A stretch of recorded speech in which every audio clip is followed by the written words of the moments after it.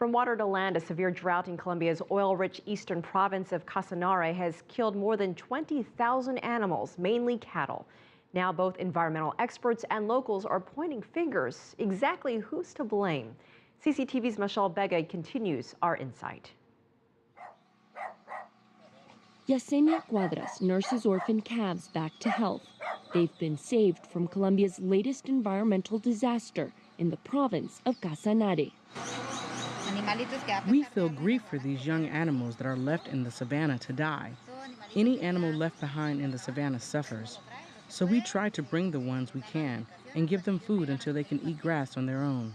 20,000 cows, wild pigs, deer, tortoises, and small crocodiles died of thirst and heat during one of the deadliest dry seasons this central region has ever seen. This expansive savanna is especially vulnerable to environmental pressures throughout the year because the terrain turns into a submerged wetland during the rainy season from April to December, and then a complete desert from January to March during the dry season. Daniel Cuadras has been working on these lands since he was 12 years old. He has never seen water shortages like this year. We are not talking about the drying of grass. That happens. But the drying out of the water was what we saw this year. Swamps, channels, and fish reserves that never dried up before. Everything died. Not one fish survived. Every other year, we had fish and water left from the dry season, but not this year.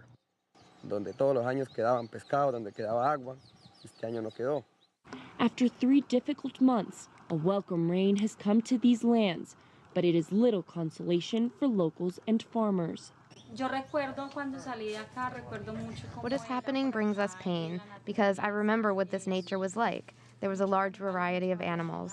We would walk around and see the armadillos, deer, and now you walk around and see nothing. Environmental officials quickly blame climate change as the cause, but locals are much more likely to connect it to the oil industry. Colombia's economic growth has been driven by local and international companies tapping into its oil, mineral, and coal reserves for export. Many locals believe the drilling of oil wells and use of explosives has affected the region's subterranean water system. I don't know. We could say it could be climate change, but I believe that the oil companies are influencing a lot of the changes of this region. It's an accusation the oil industry and some researchers deny. The oil exploration and exploitation, it is not the only responsible factor, as some like to say. Extraction does require a high consumption of water, and we are not sure in this country how much subterranean water we have in this Casanare region. The Agustin Codazzi Geographical Institute published a study called The 5 Sins of the Casanare region. While oil extraction was listed as one of the 5 causes, so was excessive cattle ranching and deforestation for agriculture production in the Cocoy highlands, the source of most of the rivers which feed these grasslands. While economic activity may be a big cause of the drought, the Institute's national director says better planning in regional development could prevent these issues in the future. What needs to be done is foresee these situations, and there are many ways to make sure that sustainability is achieved. The mayors, governors, government, and especially local authorities and environmental authorities must consciously do more territorial planning.